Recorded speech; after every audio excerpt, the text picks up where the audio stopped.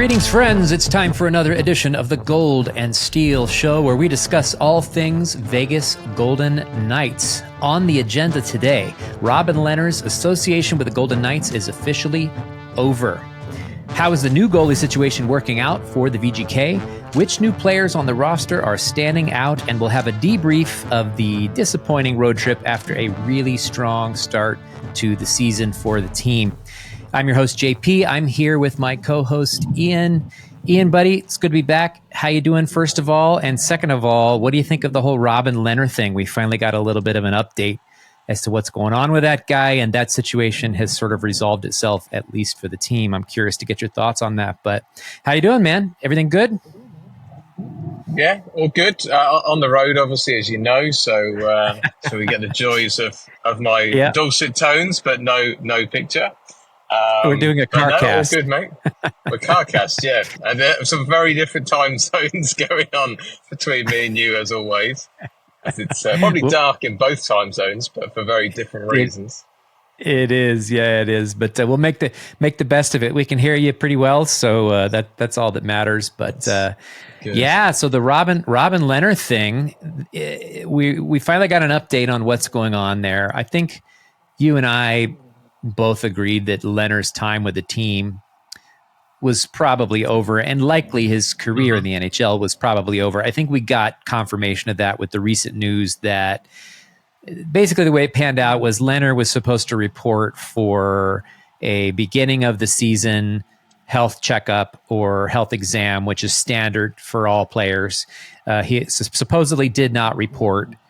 According to him, he made the team aware that he wasn't going to report, but it still was in the news as if it were some sort of issue. But ultimately, they negotiated with the Players Association, and now my understanding, correct me if I'm wrong, is that Lehner's salary, his last year of salary, is officially off of the cap. It does not apply to the cap, but they're still going to pay him, right? Is that your understanding of how it's going to work out?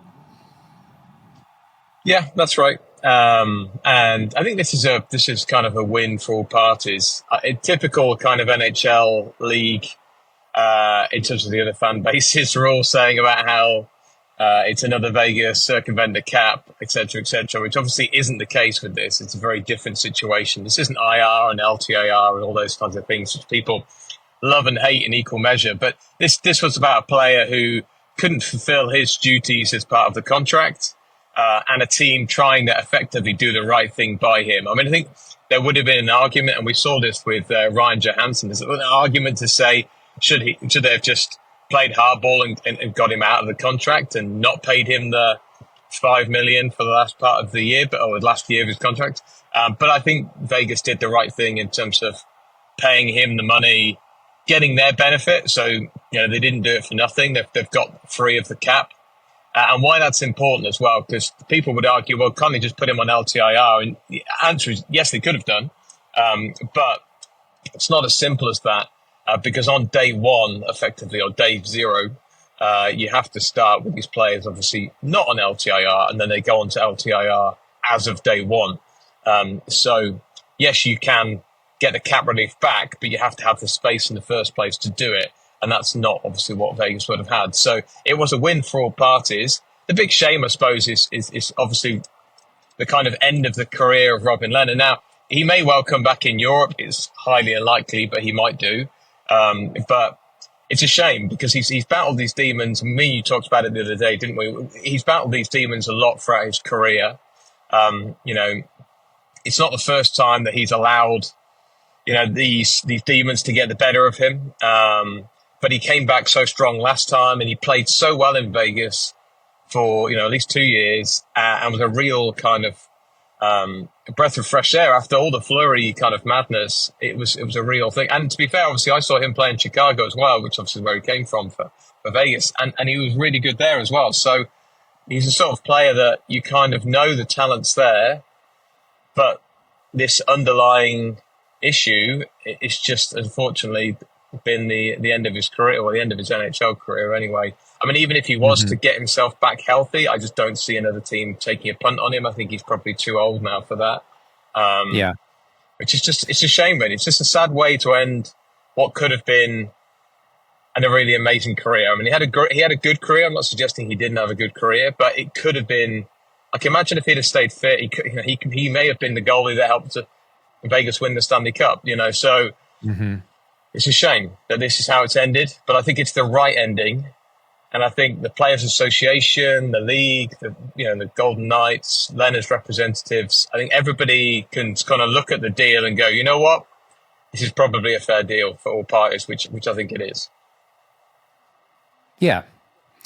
Yeah, I agree. It's like you said, it's kind of sad that there was also the report that Lehner is I think he's in the player assistance program, if I'm not mistaken, which right. I think we all know what that means. In case we don't, it implies, maybe that there are some substance problems again. And I mean, gosh, the guy had his last year rough with injuries. He went through several surgeries. That usually involves pain medications. It's not a surprise at all, especially with a guy who's admittedly struggled a little bit with depression and some mental illness. That's a very tough situation for him. So, my heart goes out to him. Certainly don't stand in judgment of that. The guy's had a rough ride. I just feel bad for him. Like you said, it sounds like it's maybe not the best of circumstances for him right now. Who knows? We don't really know a lot about what's going on in his life, but certainly wish the best for him. That's what I kind of hope for. Sorry to cut you up, mate. It's just, in any of these sorts of situations, do I think he'll play again? No. But do I hope that he can find some way to find some fulfillment in another part of his life, which means that he can stay fit and healthy? And obviously he's got a wife and kids as well. And, you want him to be there for them, even if, I don't know whether they're together or not anymore. I don't know. I haven't looked into it that deeply. But he's obviously got kids, so you want him to be there for those, and you just hope that he can break the spiral, and that if getting away from the game was because the game's, it's, some people, it drives them, right? That competitive element, but there's always a dangerous line between competitiveness and it almost like not being able to live without it. And I think that's when you see players get injured or players go through rough spells, it tends to be goalies that see that it is worse, although it's not only goalies, of course, but it tends to be goalies. They can sometimes find relief in other ways, whether that be solvent or whatever, or substance, sorry. But because we saw this, obviously, like Jack Campbell's another person in the program, it's something that the league is always aware of. And I think they're doing more than ever to try and combat it. And in this situation, you just hope the player gets the help that they need and can just enjoy the rest of their life. Okay, they're not going to be an NHL starting goalie, but there's plenty of other things that he could do, coaching or whatever, that would be, a really good way for him to kind of sign off from the game. Absolutely, and we certainly wish Robin Lehner the best. Obviously, with the news lately, it sounds like things are not the best for him right now, but hoping things improve for him soon. And big part of the history of this team, so and we'll always remember his contributions. So wishing him the best of luck for sure. So moving on to the next item on the agenda. Speaking of goalies, I thought it'd be good to just assess briefly. It's obviously still early, but the goalie situation with the team now. The team has played 6 games, and it's right now it looks like it's Adin Hill plays 2, Samsonov plays 1. That's been the rotation, 2 and 1, and they've done that twice. Be curious to get your thoughts, Ian. For me, obviously, we know the Golden Knights won the first 3 games at home. Then they lost the next 3 games on the road. So the goalies have shared wins and losses equally. For me, Hill is maybe underperforming a little bit. He's not quite as sharp as I expected him to be. I feel like Samsonov is maybe performing a little better than I expected him to. I actually think he's been reasonably solid. He let in maybe 1 goal that was a little bit soft in the last game, in my opinion. But yeah, it'd be interesting to see. Do you think there's a chance that Samsonov will steal the net from Hill at some point? I don't know that that's where we're at, but based on what you've seen so far, what are your thoughts on that? I think it's probably unlikely. Unless it depends on Hill's form, I suppose. I mean, this is Vegas, so anything is possible. Anything is possible. But you would say that Hill is the starter, and that Vegas are all in on him, right? They're committed to him. He will almost certainly get an extension. So I'd be surprised if he could prize the net off him. However, I agree with what you said a minute ago. I think Hill's had a relatively, for him, a poor start. I mean, he's a good goalie, one of the arguably top 10 in the league. He's got a great save percentage for the last at least 2 years, if not 3. And we're talking, well over 9-10, which is the kind of level that goalies would hold themselves accountable to. Anything over 9-10 is a good year. And the first couple of games they were winning, but I thought he still played poorly. Where Samsonov seems to have started quite well, which is good. I don't think Hill will have a bad season. I just think he's had a rough start. I mean, it's been six games. Am I right with that? Small Six sample games. size. Yeah. So, one of the things that I was jotting my notes down, which obviously driving, I can't read them while I'm driving, but I jotted them down anyway, just for personal madness. And and like I was sat thinking, there's 6 games, Ian. I mean, let's not read too much into wins, losses. I think a lot of it becomes down to what sort of trends are we seeing? And I don't mean wins and losses. I mean, in the things that matter. What are the face-offs looking like? Because we looked at, the impact of Chandler Stevenson and stuff. From the goalie side, you're looking at, do the goalies look fit? Yes, they do.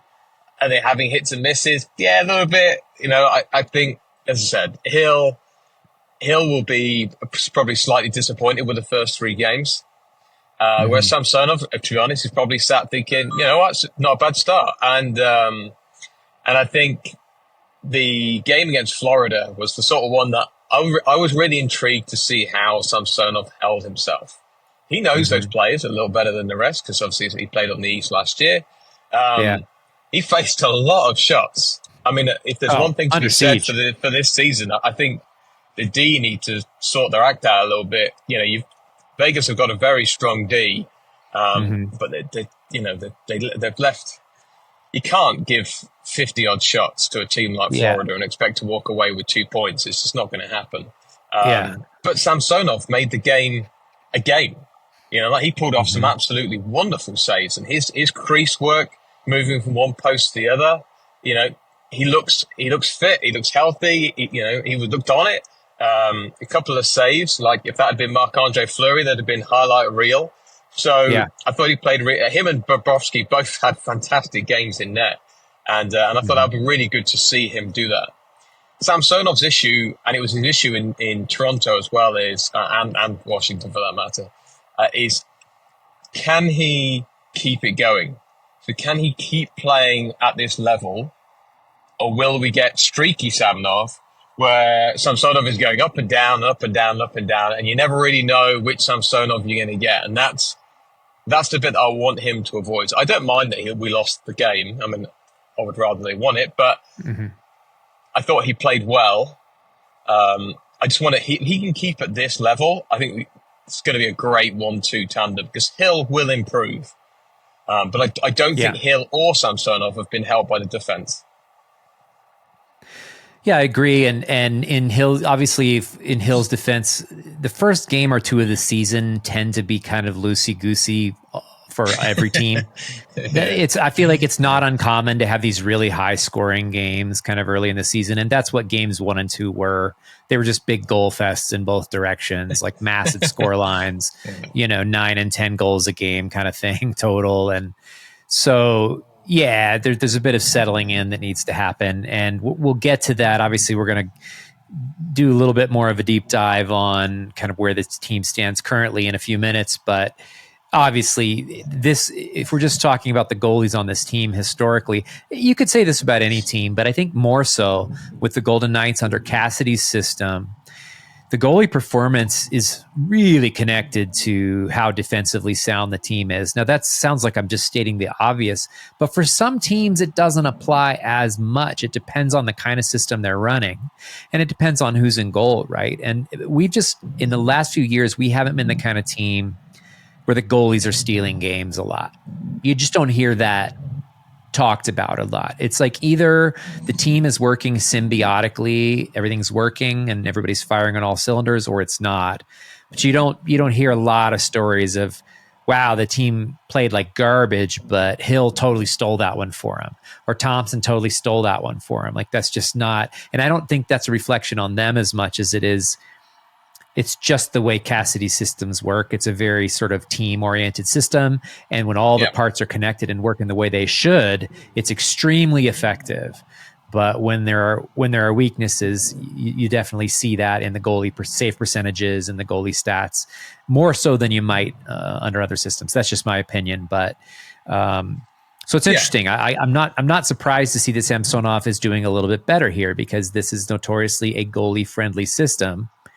So, as long as everything's working the way it should. And I think Samsonov is probably reaping some of the benefits of that. And then it snowballs. It adds up on itself, because that gives a goalie more confidence, right? It makes him more relaxed. And then the goalie coach in Vegas is also kind of known for teaching the goalies here a calm presence. He also teaches them to play a little further back in the crease. Like, he throws small tweaks at the goalies that come here. But one thing I've noticed is he teaches the goalies to just be more calm. You don't see as much of that kind of erratic flailing about. Like, they tend to just be present and positional.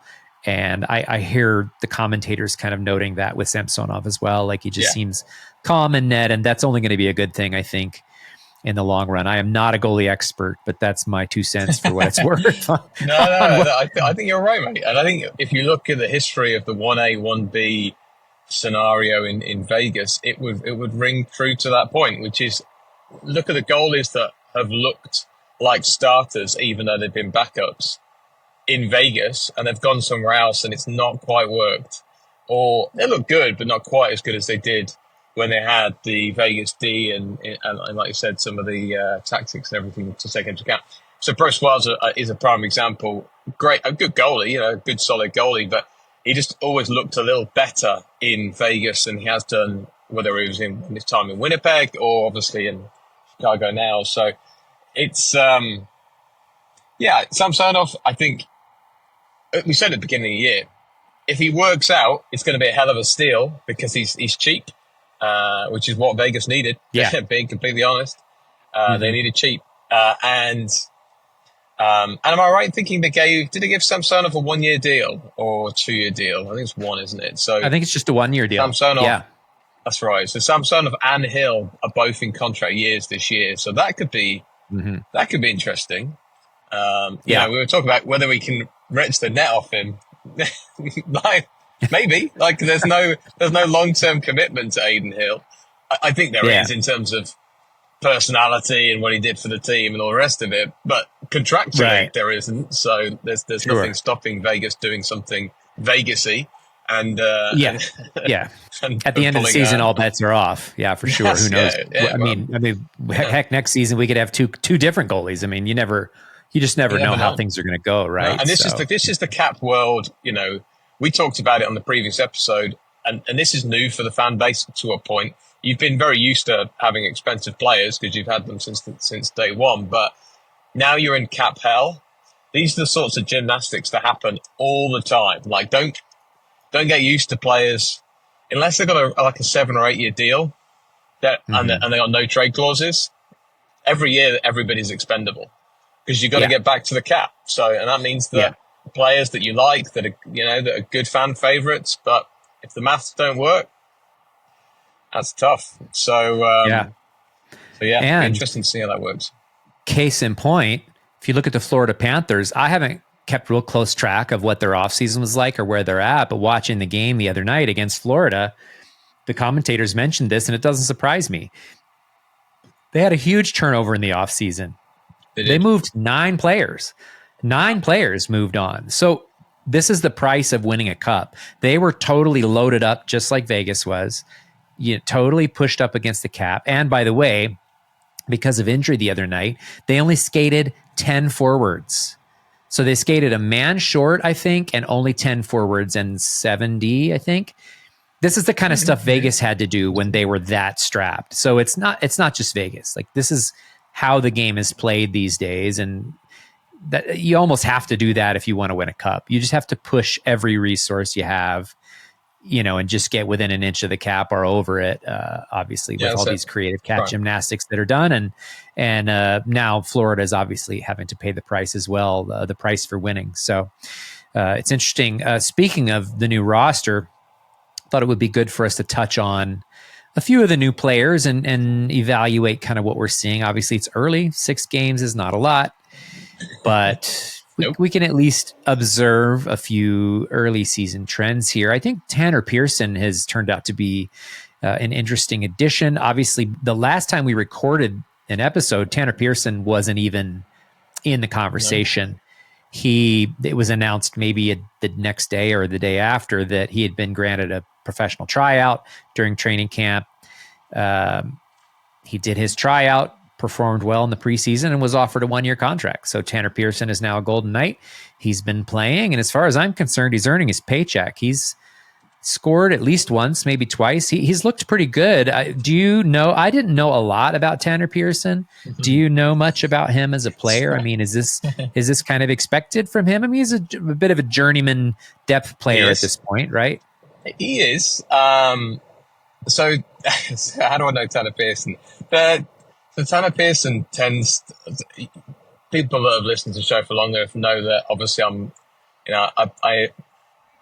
a gamer, which means I do play the NHL games. I'm enjoying this one. I've not enjoyed a lot of the previous ones the last couple of years. This one actually is pretty good. But Tanner Pearson is like the classic player that always appears in your team at some point on career mode or franchise mode or whatever you want to call it. And had some good years with the Canucks. Moved around a lot, as you said. I was at the LA Kings, I think they've been last year. This is where there's the downside of me being on the road, by the way, so I kind of have this sort of prep. I've got it in front of me here. If you want me to go through his team list really quick, and then I'll let you continue. There's quite a lot of teams on there because you're right. He has moved around.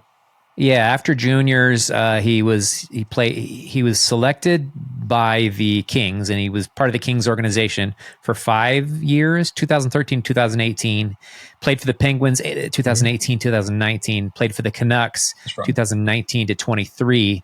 Played for the Canadiens last year, 23, 24. And now, as a free agent, got the professional tryout with the Golden Knights. So continue. So there you go. Yeah, so he's been around the block.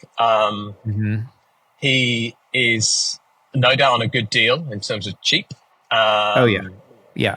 It will be a good locker room guy. And we talked again about Vegas having to bring in some of the youth. And Dorofeyev, I know we're talking about new players, by the way. Dorofeyev, looks gret so far this season. He does. I've been really impressed with him. And but having people like Pearson, and these kind of older guys, if you will, around, it's not a bad thing for I'm still going to class Dorofeyev as a young gun. He's not quite a rookie, obviously, but he's still young, right? Young player, young player, yeah. So I like him. Pearson scored. I think he scored his first goal against Florida. So I think he's got 1 goal so far. He might have an assist as well. I'm not sure on that front, but he's definitely got 1 goal now because I saw that. And to be honest, good on him. If he's the sort of player that we were talking before we pressed record. The line with Colasar, and that's a good line. So great. And he's the sort of player that if at the deadline you decide you're going to move stuff around, he's not performing, he's pretty easy to dump in the AHL or to move on to somebody else because he's cheap. So good move, I would say. Right. Yeah, he's good depth value. 32 years old, like you said, veteran presence. He'll be a calming presence in the locker room when we get into the dog days of the season or playoffs, especially. So, but so far, I think that's working out well. Unfortunately, JP, sorry to cut you off, mate. It's just because it always makes me laugh. 32 and they're a veteran player. What does that make us, mate? Are we veteran podcasters now? Is that what I know, right? Well, I mean, and unfortunately in pro sports and especially in hockey, right, it's a very short lifespan. So I would like to think that in hockey years that these guys are close to my age, right? Like they're. But I mean, feel better, man.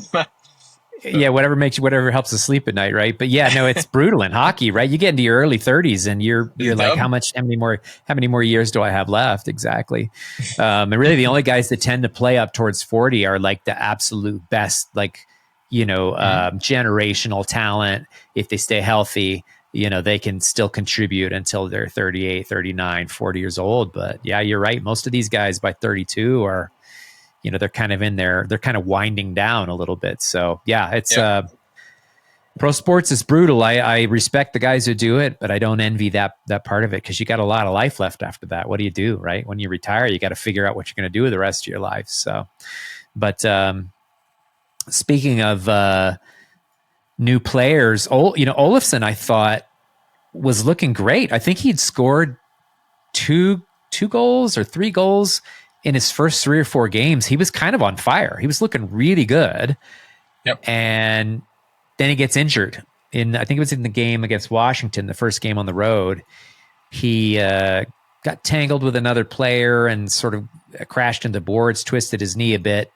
So who knows how long he's going to be out, but he's clearly going to miss some time. So that's unfortunate. But I was pleased with what I was seeing from Olofsson for the few games that he was in. Did you get a look at Olofsson at all? Or? Yep, I did. I would agree with that, mate. I thought he started pretty well. It's not obviously a long-term injury, so I'm sure he'll come back fine.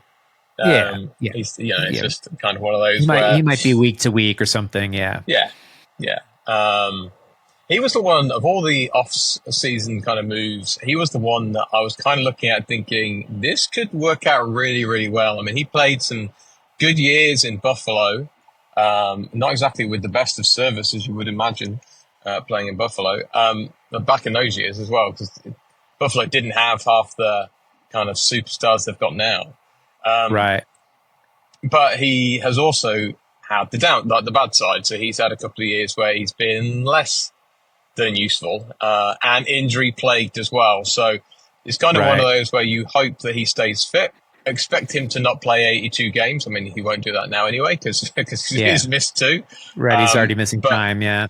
Yeah, but when he's in the lineup, if he can be a positive presence, it's yet another kind of low-end scoring forward. So bottom 6, putting points on, that's good because, Vegas were always going to play the game this year, which is how do you make up for Marchessault's output? Like, how do you make up for the goals and assists that you're not going to get from JM? And I think that's how you do it, is you get sum of parts rather than getting 25 goals off one play, you get 10 off him and 15 from him, and then you're okay. Right. So him and Pearson, to a point, are both, I think, really vital that they are point producing. And he looked good.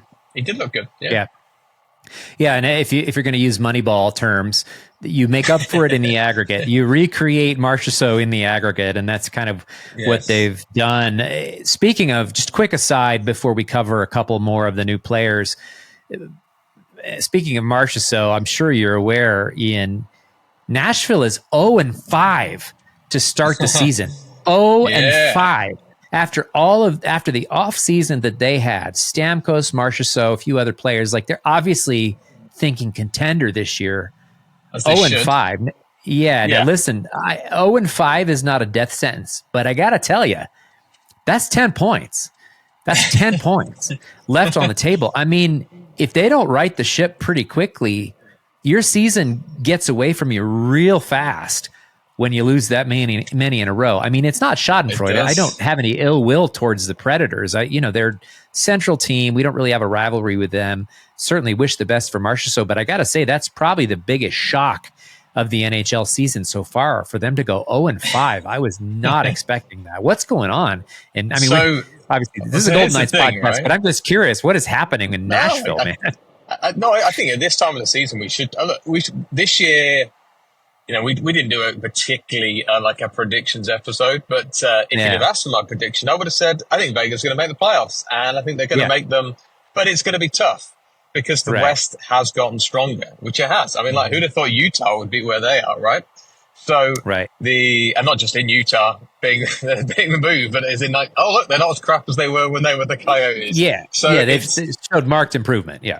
Yeah, exactly. It's amazing how much of a weight off the players' shoulders it is when they know that they're in a place for that's actually got hopes and dreams and wants to win a Stanley Cup. New culture. And new culture, yeah, exactly. So so here's the thing though, if you're Nashville, you've thrown a lot of players together. Now a big core of the team is similar, but there's some big moves, obviously, not just in terms of players coming in, but players had to go because they had to do their own cap gymnastics. Obviously, Ryan McDonough went back to Tampa, if I'm not mistaken. Yeah. It's definitely at Tampa, but I'm 99% certain that's from Nashville. He also had a stint in the Rangers, didn't he, for a bit, but that was before he went to Smashville. And so lots of changes, but they will expect more than what they've had. You know, they've got a good team. They've just signed Saros is on a big deal. Big contract. You know, he's a again top 5 easy goalie in the league. Him, Shesterkin, Hellebuck, like Sorokin, like they're all up there.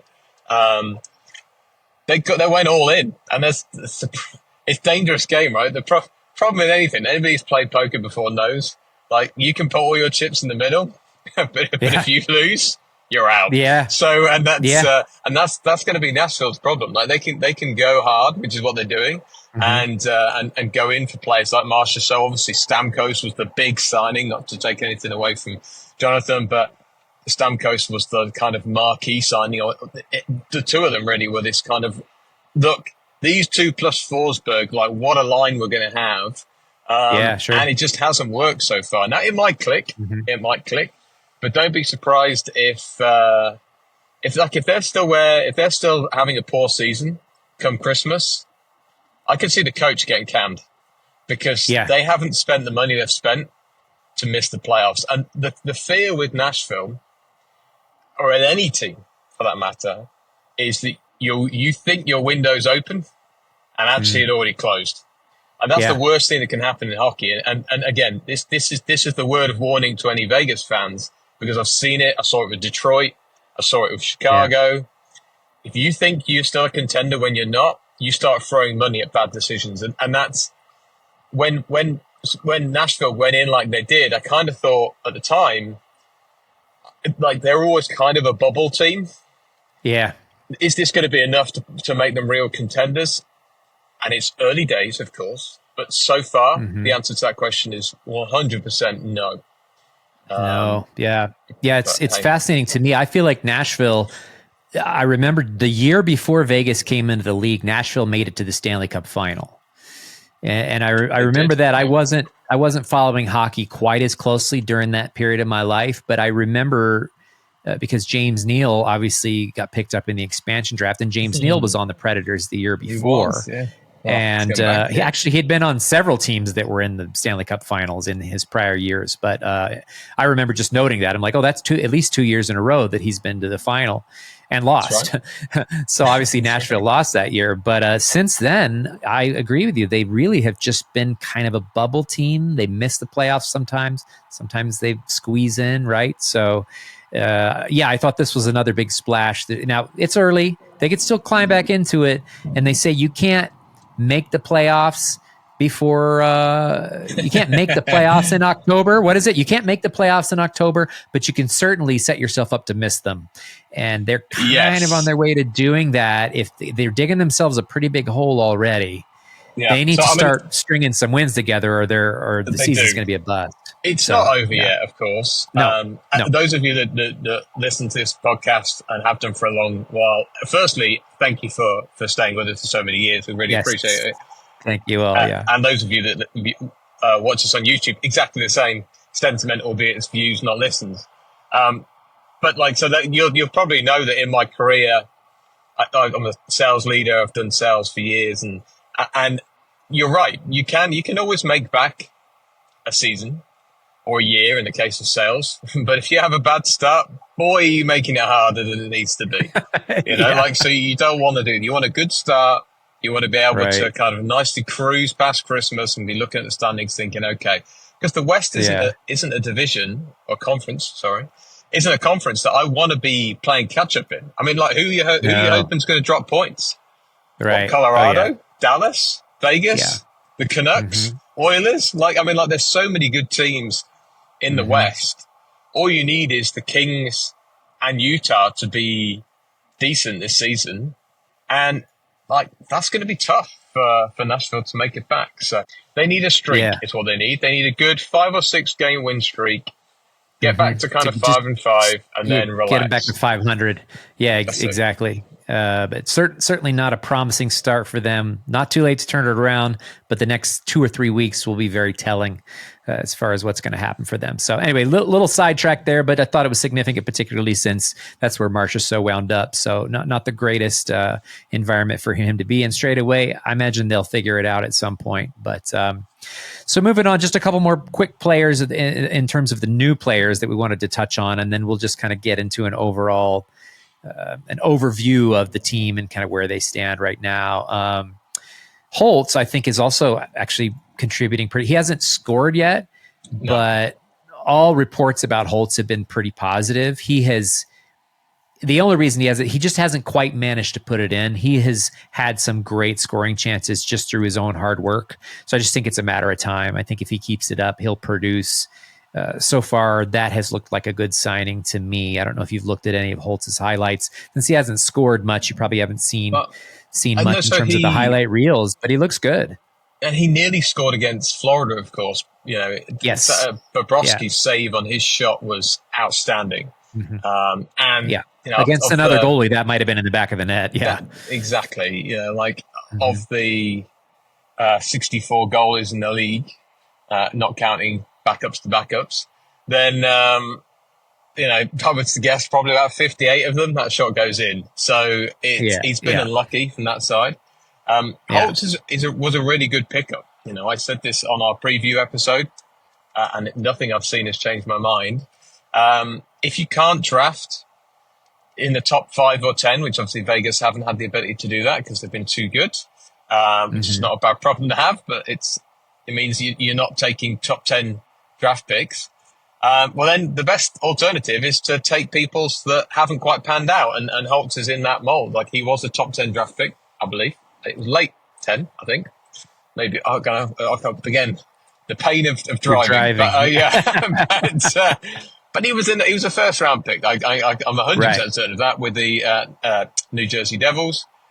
And New Jersey, when they drafted him, obviously they were really high on him, and it never quite worked out. New Jersey have got the very nice problem, which is they've got too much talent.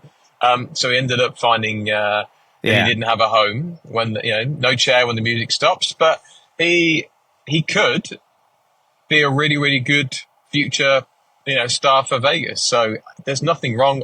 I'm quite happy with his performance so far. I'm glad he's getting minutes because he'll need them. But it would be nice for him to kind of get the monkey off his back and score. Yeah, and he's only 22, so it's easy to lose track sometimes of where these guys are in their careers. But at 22, he's very much still in his prime. Even you could say even still finding his stride. So he's a player that's got a lot of potential in my opinion, and so far he's been promising. Honestly, this is the last player we'll probably touch on before we move on here. But the only player for me that hasn't impressed yet is Tomas Hertl.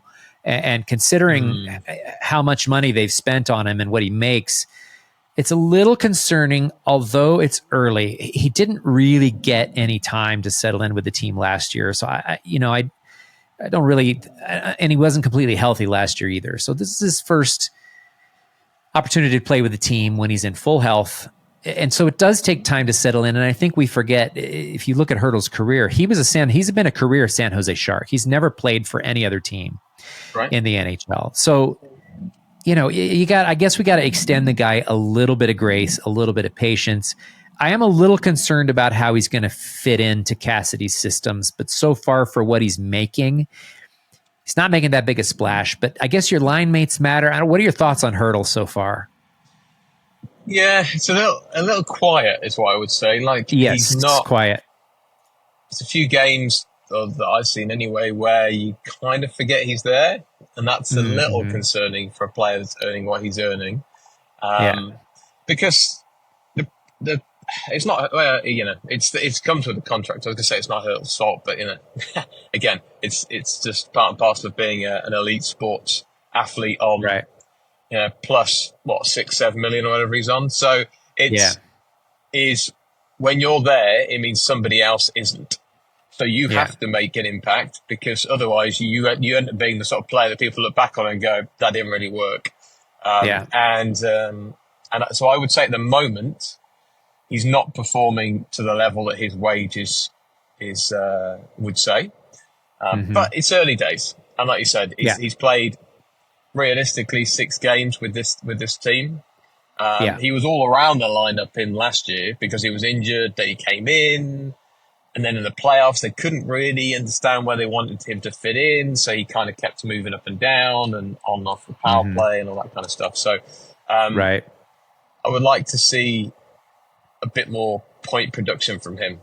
Now, he needs to be his wage. He really needs to be a point per game kind of guy. The Yeah. only thing that I Yeah. would say about him, and this is maybe where it goes unnoticed, is that overall Vegas's face-off percentage is actually pretty good.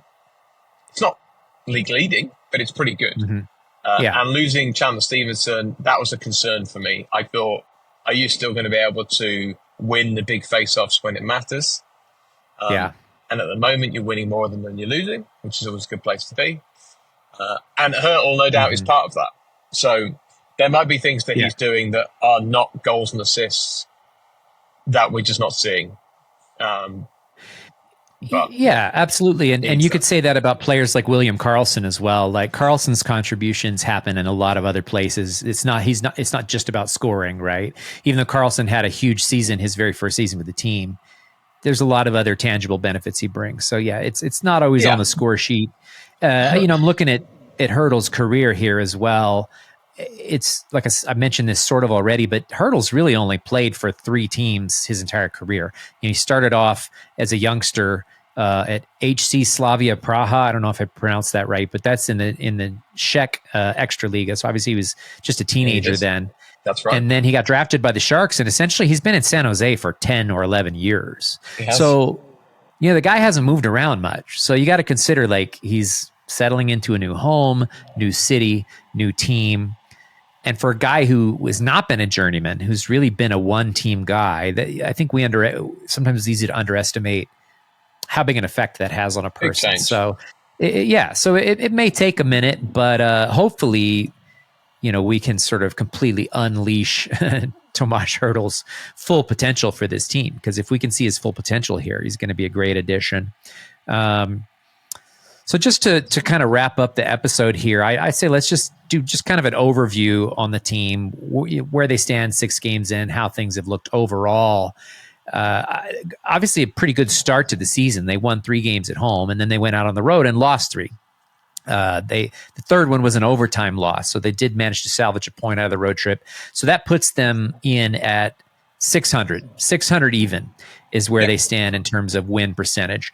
That's not a terrible place to be. That's a safe place to be in terms of win percentage. It's a little bit discouraging because, in my opinion, it's discouraging because they held leads for most of the game against Tampa and against Florida.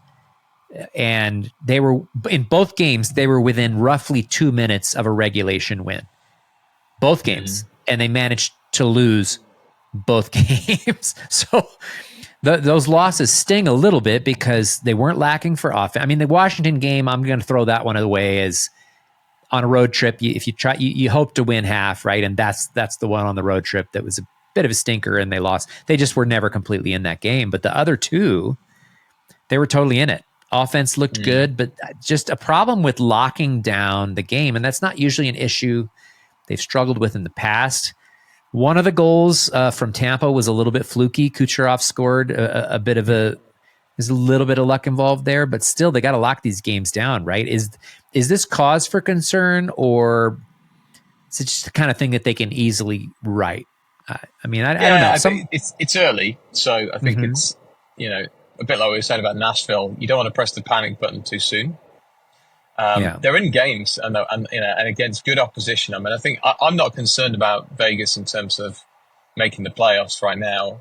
I think they showed playing Tampa, playing Florida, and like you said, arguably within a lucky break of winning both games. The Florida game is probably more frustrating because it feels like they kind of blew it when they had the win there, but that happens in hockey. So yeah, I'm positive about what I've seen. I think some of the new players have settled in nicely.